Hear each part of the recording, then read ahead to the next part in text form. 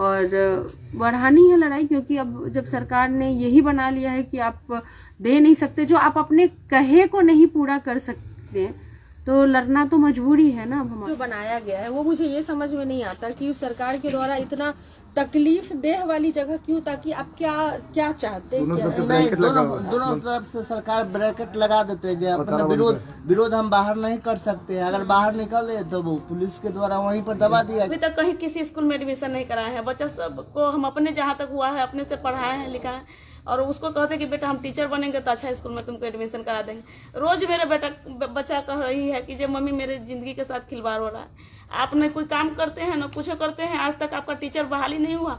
आज भी मेरी बेटी पूछ रही थी कि मम्मी क्या हुआ, क्या कर रहे हैं आप वहाँ पे, कुछ नहीं हुआ तो क्या करिएगा, आ जाइए, कोई देखिए कोई काम होता है तो कोई काम कीजिए, मेरा पढ़ाई के लिए सोचिए। नमस्कार, न्यूज फॉर नेशन देख रहे हैं आप और मैं हूं शभी आपके साथ। बिहार शिक्षक बहाली प्रक्रिया को लेकर 94,000 शिक्षक अभ्यर्थी लगातार राजधानी पटना में आंदोलनरत हैं और बिहार सरकार से इस बात की मांग कर रहे हैं कि जल्द से जल्द उनकी नियुक्ति की प्रक्रिया शुरू कर दी जाए। आपको बता दें कि ये मामला पिछले 2 वर्षों से हाईकोर्ट में फंसा हुआ था, लेकिन वहां से इसको लेकर रास्ता साफ कर दिया गया है, लेकिन अभी भी काउंसलिंग और नियुक्ति की प्रक्रिया की शुरुआत सरकार की तरफ से नहीं की गई है, जिसको लेकर लगातार शिक्षक अभ्यर्थी आंदोलन पर बैठे हुए हैं।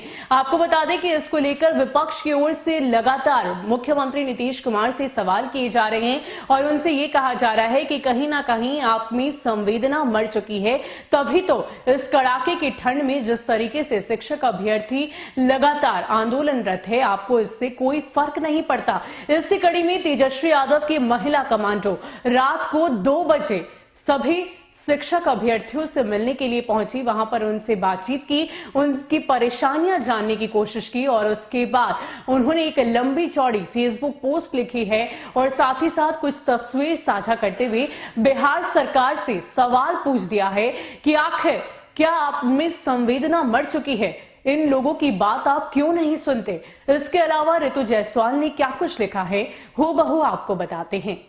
ऋतु जायसवाल ने लिखा है कि नियुक्ति की आस में पटना में धरना पर बैठे 94,000 शिक्षक अभ्यर्थियों पर लाठीचार्ज करा रात्रि में उनकी रसोई और पंडाल को उखाड़ना दुर्भाग्यपूर्ण है। वहां से फोन आया, उनकी वेदना सुनी तो रहा नहीं गया और रात को 2 बजे ही सीतामढ़ी के अपने गांव सिंह वाहिनी से सीधा उनके पास पहुंची। धरना स्थल से भगा दिया गया। खाना बनाने के लिए रखे गए कटे हुए आलू बिखरे पड़े दिख रहे थे। कपकपाती ठंड में कई लोग खुले में सोए हुए थे। एक मां दिव्यांग बच्चे को गोद में लेकर धरना में शामिल होने आई है। कोई महिला छोटे बच्चे को छोड़कर अधिकार मांगने आई है। अधिकार मांगना गुनाह हो गया है क्या बिहार में? वैकेंसी है, योग्यता है, परीक्षा पास कर ली, चुनाव में 19 लाख रोजगार की घोषणा भी हुई। फिर टीईटी, एसटीईटी पास अभ्यर्थी, कार्यपालक सहायक एवं लाइब्रेरियन बहाली इत्यादि के अभ्यर्थी पिछले 13 साल से भटक रहे हैं। कईयों ने आत्महत्या कर ली।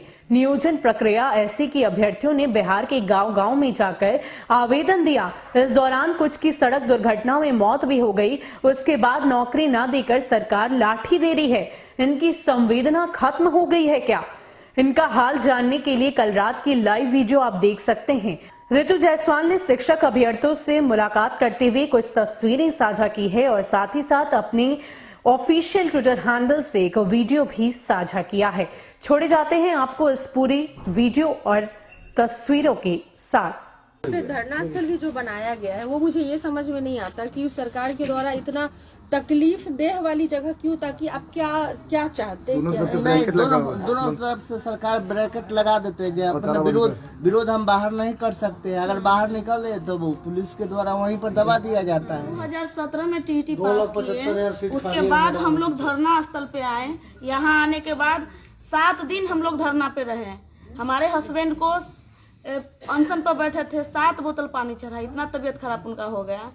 अभी तक कहीं किसी स्कूल में एडमिशन नहीं कराया है। बच्चा सबको हम अपने जहाँ तक हुआ है अपने से पढ़ाए हैं, लिखा है, और उसको कहते कि बेटा हम टीचर बनेंगे तो अच्छा स्कूल में तुमको एडमिशन करा देंगे। रोज मेरे बच्चा कह रही है कि जब मम्मी मेरे जिंदगी के साथ खिलवाड़ हो रहा है, आप न कोई काम करते हैं न कुछ करते हैं, आज तक आपका टीचर बहाली नहीं हुआ।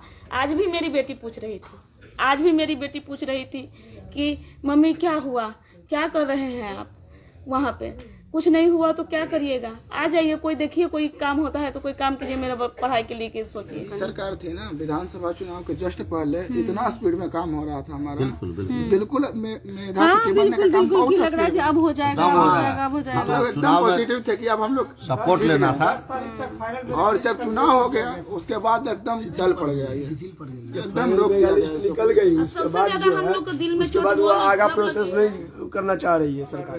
बताइए, इतना गिरा हुआ हमारा गवर्नमेंट इतना गिर गया है, शिक्षक अभ्यर्थी को दौड़ा के पीछे। मुझे तो लगता है कि भ्रष्टाचार में ये राज्य खत्म हो चुका है। इनके पास पैसा ही नहीं है कि ये शिक्षकों को या किसी को भी सैलरी दे सके।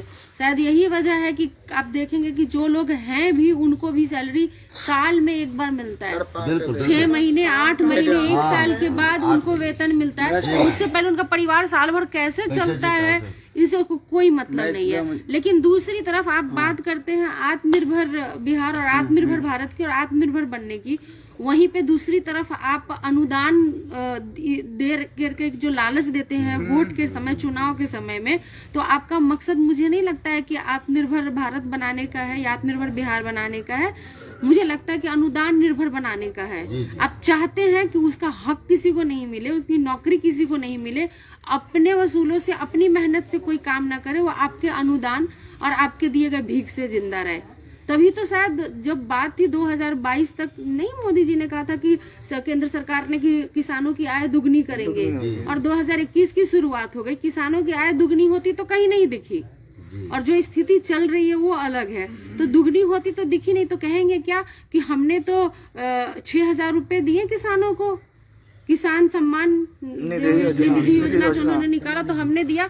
तो भाई हमको हमारा आय दुगना चाहिए था, ये हमारा सम्मान था। हमारा सम्मान किसान का, जो किसान सम्मान किसमें होता, जब हमारी आय, आपने जो कहा था कि किसानों का आय दुगना करेंगे तो वो हमारा सम्मान होता। ये 6,000 का भीख दे के जो आप किसान निधि सम्मान योजना दे रहे हैं, ये सम्मान नहीं है, ये आत्मनिर्भरता नहीं है, अनुदान निर्भरता बनाना चाहते हैं। आप चाहते हैं कि ये अनुदान के ऊपर ये आश्रित रहे जी, सही बात।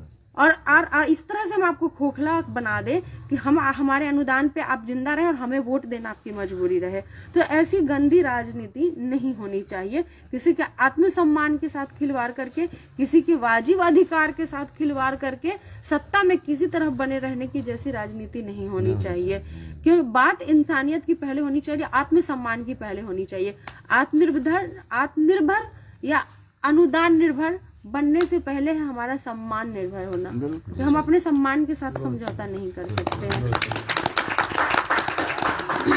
अभी हम आप लोगों के पास आए हैं और जैसा कि आप लोग चाह रहे हैं, आप लोग को मतलब साथ मिला ही है, और चूंकि आप लोग जानते हैं कि मैं आरजेडी से हूँ, लेकिन कहीं भी ये नहीं है कि मैं कोई आरजेडी होने के नाते यहाँ पर आई हूँ। उसके पहले भी हम जहाँ भी मुझे लगा है, मैंने आवाज़ उठाने का काम किया है।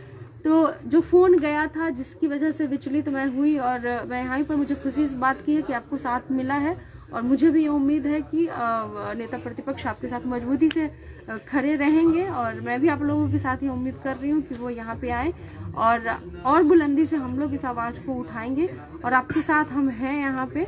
और अभी थोड़ा सा आप लोग, मैं चाहती हूँ कि जैसे भी हो बैठ के, खड़े होके, जिस स्थिति में थोड़ा सा आप लोग आराम कर लें, क्योंकि लड़ाई लंबी लड़नी है, तो थोड़ा सा आराम, थोड़ा सा जितना दे सके, क्योंकि मुझे पता है इस मच्छर और इसमें तो नींद आनी नहीं है, लेकिन हमें लगता है कि एटलीस्ट बैठ भी जाएंगे, थोड़ा बैठ के भी रहे तो थोड़ा सा हो जाएगा। और बढ़ानी है लड़ाई, क्योंकि अब जब सरकार ने यही बना लिया है कि आप दे नहीं सकते, जो आप अपने कहे को नहीं पूरा कर सकते, तो लड़ना तो मजबूरी है ना, अब हमारी लड़ना तो पड़ेगा। जी। एक बच्चा को भी अगर भूख लगता है, वो रोता नहीं है तो माँ भी दूध नहीं पिलाती है, जी। नहीं होता। जब वो रोता है तो पता चलता है कि बच्चा भूखा है, तो शायद बारी मतलब उनको रुला के ही पता चलेगा कि हम भूखे हैं, और शायद उन्हें रुला के ही तरस आए, तो तरस आके ही सही दूध पिलाने का काम अगर वो करते हैं, यानी कि हमें अगर वो देते हैं, बहाली हमारी हो जाती है, तो देखते हैं कि अब उनको उससे ही दिल पिघले, शायद रोने से ही पिघले या उस करुण क्रंदन से ही पिघले, जैसे भी पिघले, तो तो अब जो लोग हैं अब और ज़्यादा, चूँकि रात काफ़ी हो गया है तो हम अब ये नहीं करते हैं, बंद ही करते हैं। तो इसको जलन हुआ है, जलन देख के इसको हम पाले नहीं है शिशु के, कि इतना कोमल जलन दिया तो कोई पहचान नहीं करे थे कि आपको बच्चा है। एक फैमिली इसके मतलब पढ़ाई एक के बेटा चलते दिव्यांग हम है इसको दूध अपना और नहीं दूसरा पिलाए, सुखा दिए हैं। इसको भी कुछ प्रॉब्लम है क्या? नहीं, ये बात बोल रहे हैं इसका पढ़ाई के माहौल में हम इसको नहीं समझे कि मेरा लड़का एक ठो पैदा लिया है। ओ अच्छा, उसको पढ़ा बेटे को पढ़ाने के लिए आपने, रोते रोते मैंने मुंह सूख जाता था। अब हम कहीं कहीं पढ़ाते चलते, लेकिन आप पढ़ाते थे? हाँ, एक ठो लड़की थी वही इसको देख रेख करती थी।